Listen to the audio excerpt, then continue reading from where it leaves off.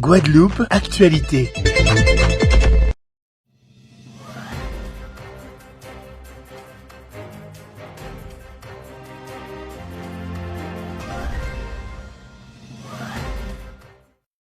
Bonjour à tous. Comment Marie-Luce Panchard compte-t-elle convaincre les électeurs de la 4e circonscription? Quel sens faut-il donner à cette candidature de l'ancien maire de Basse-Terre?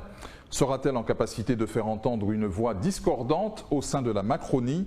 Marie-Luce Panchard, ancienne ministre et candidate aux législatives dans la 4e circonscription, est l'invitée de Franc-Parler. Marie-Luce Panchard, bonjour. Bonjour Monsieur Fandéré, bonjour à tous les téléspectateurs. Après votre défaite à Basse-Terre, on aurait pu penser que vous sortiriez progressivement de l'arène politique locale. C'était mal vous connaître. Vous savez, je suis engagée, fortement engagée pour mon pays, pour la Guadeloupe, donc je continue de m'investir fortement pour le développement de ce territoire qui me tient particulièrement à cœur comme tous les Guadeloupéens. Donc je n'ai pas le droit d'abandonner et j'ai toujours dit que là où je serai, je peux être utile à la Guadeloupe et c'est ce que je continue de faire. C'est ce qui justifie donc cette candidature, la vôtre, dans la 4e circonscription. Ma candidature est une candidature mûrement réfléchie parce qu'aujourd'hui, pour être un parlementaire, certes il faut être dans la proximité, mais il faut un peu plus. Il faut maîtriser parfaitement le travail parlementaire et vous savez, en ma qualité d'ancien ministre de l'Outre-mer, j'ai été au banc, pas du côté des députés, mais je connais le Parlement, je sais comment ça se passe, il faut beaucoup de subtilité pour faire en sorte que vous avanciez sur un certain nombre de textes. Donc ça me donne un atout supplémentaire, comme le fait d'avoir été ministre de l'Outre-mer, mais surtout vice-présidente de la région. J'ai eu en charge la délégation Europe et on sait que sur bien des dossiers, au niveau national, ça ne suffira pas, il faudra aller au niveau de la Commission, au niveau de Bruxelles, et vous savez que dans ce domaine, j'ai beaucoup contribué à faire en sorte que cette autorité de gestion des fonds européens soit reconnue par l'Europe, et nous sommes d'ailleurs cités en exemple, j'ai un bilan.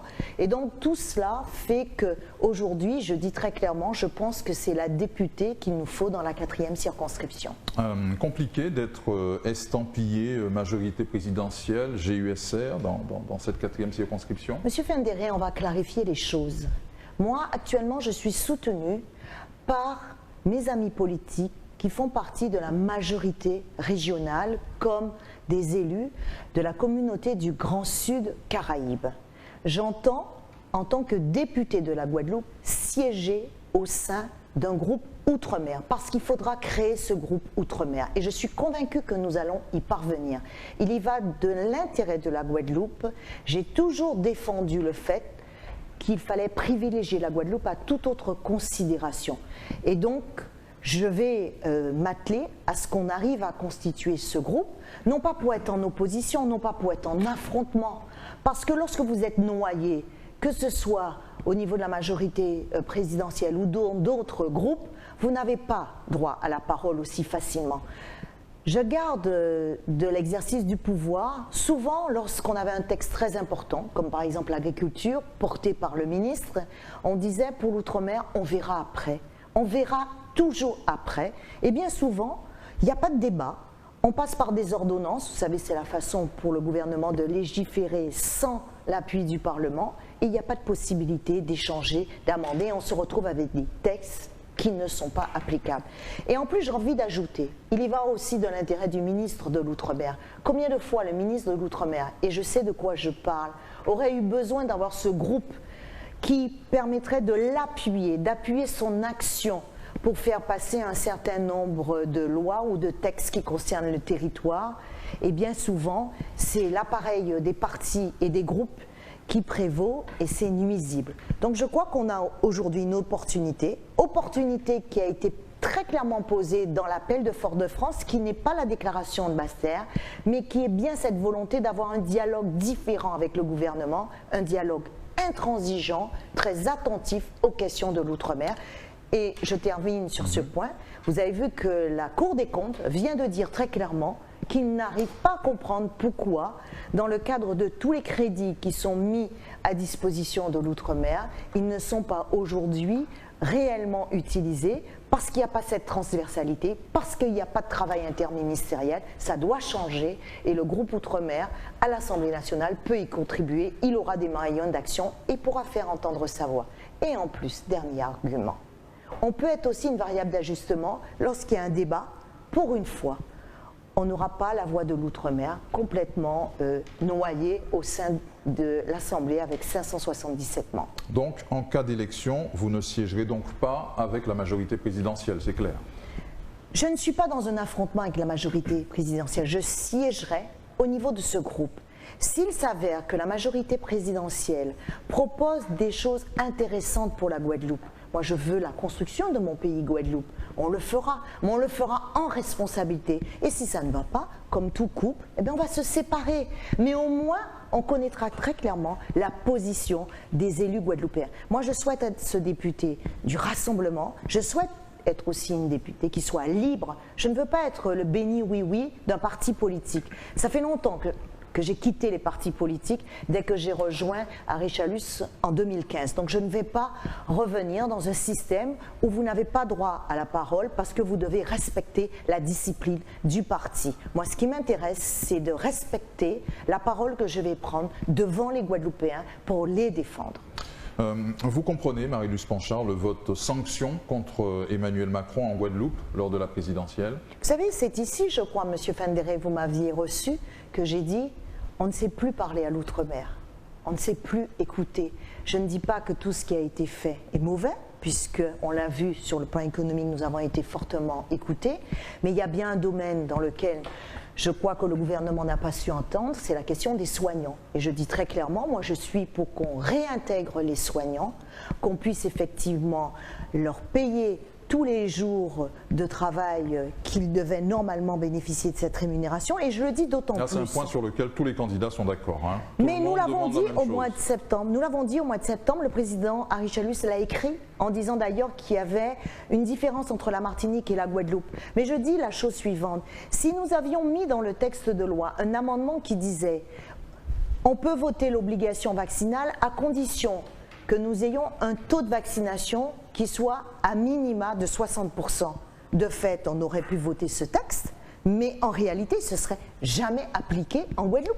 Voilà l'astuce parlementaire qu'il faut avoir à un moment donné pour être dans cette construction, et il n'y aurait pas eu toute cette souffrance qui a pu s'exprimer au travers de ces résultats présidentiels. Moi, j'y vois un cri, je n'y vois pas forcément une adhésion pour les thèses du Front National.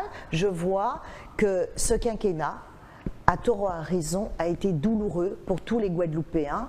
Et je ne suis pas prête de l'oublier. En tout cas, ça va guider mon action parce qu'en tant que maire de Baxter, j'ai fait aussi de l'écoute mon engagement politique au quotidien. Et donc, j'aurai toujours en tête qu'il faut écouter encore plus fortement les Guadeloupéens. Sur quoi vous engagez-vous, Marie-Luce Panchard, auprès des électeurs de cette 4e circonscription si vous êtes élue? Si je suis élue, bien évidemment, vous l'avez compris, il va y avoir très rapidement la question du pouvoir d'achat. Donc il faut, sur un sujet comme celui-là, regarder ce qui se passe au niveau européen. Et moi, je suis pour l'indexation, effectivement, des salaires par rapport à l'inflation. Je suis pour cette retraite minimale qu'il faut pouvoir imposer. On ne peut pas vivre en deçà d'un certain montant. On le voit ici. Il faut faire très attention lorsqu'on aura la réforme sur le RSA pour ne pas paupériser de nouveau la Guadeloupe. Sur ces sujets, je serai extrêmement vigilant parce qu'il ne faut pas que l'outre-mer, nous soyons les oubliés de la République. Il faut au contraire qu'il y ait une plus grande attention parce que nous avons besoin de ce rattrapage. Il y a encore trop d'inégalités sociales et donc on doit contribuer à faire entendre cela au Parlement. Donc il y aura ces questions sociales qui vont arriver.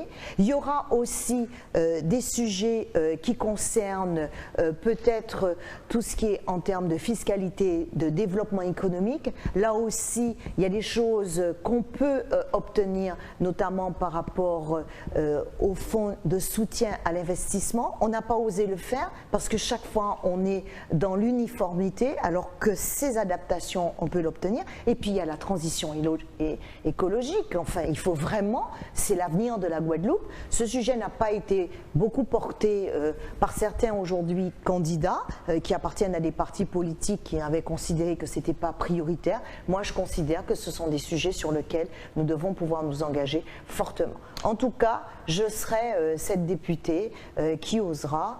Je serai très pugnace, vous l'avez compris.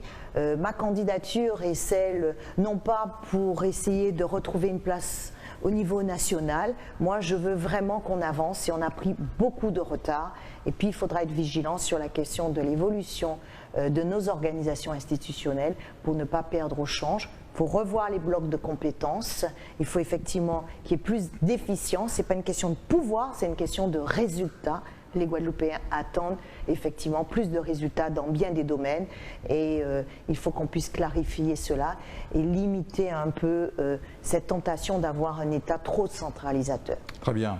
On a vu lors de la dernière mandature présidentielle, l'Assemblée nationale n'était dans le fond qu'une chambre d'enregistrement. Il faut que ça change.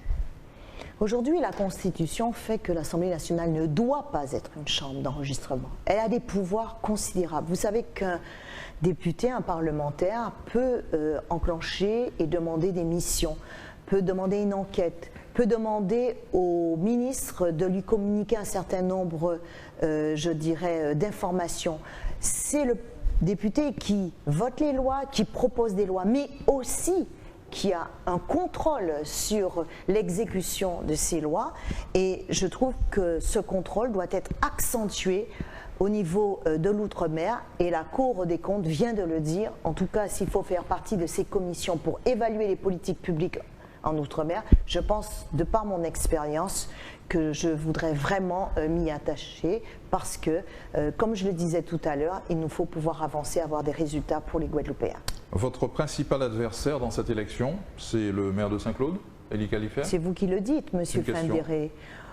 J'imagine que, effectivement, avec le soutien et son parcours, que je peux le retrouver au deuxième tour. Mais je dis, il n'y a pas de petits et des grands candidats. En tout cas, moi, j'ai participé à toutes les sollicitations qui m'ont été faites très récemment. J'ai souhaité débattre aussi avec d'autres candidats. C'est ça qui fait la force de notre démocratie. Il faut accepter ce jeu. Moi, je le fais et je souhaite que nous puissions faire une bonne campagne, une campagne qui est de la tenue, parce que le poste des députés, c'est aussi renvoyer une certaine image.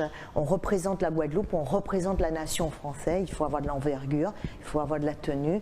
Ce n'est pas une récompense, un poste de député, par rapport à des services, des bons services loyaux qu'on a pu avoir et qu'on a pu exercer dans des fonctions de maire ou autres. C'est vraiment quelque chose de différent. Il faut avoir, je dirais, le meilleur profil et je pense que je remplis quelque part toutes les cases pour être un très bon député pour la 4e circonscription.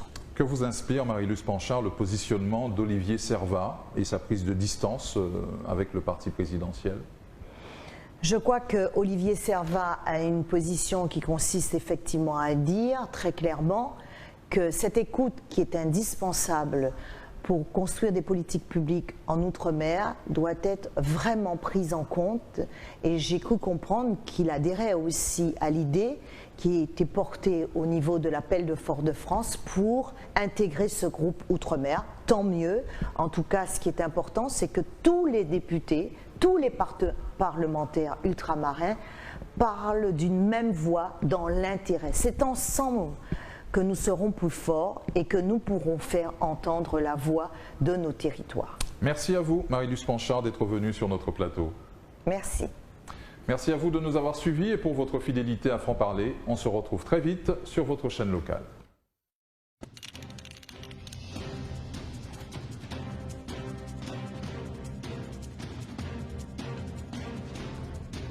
Outremernews.fr, le site de l'actualité Outre-mer, 24 heures sur 24 et 7 jours sur 7. Retrouvez la chaîne Outremer News sur YouTube.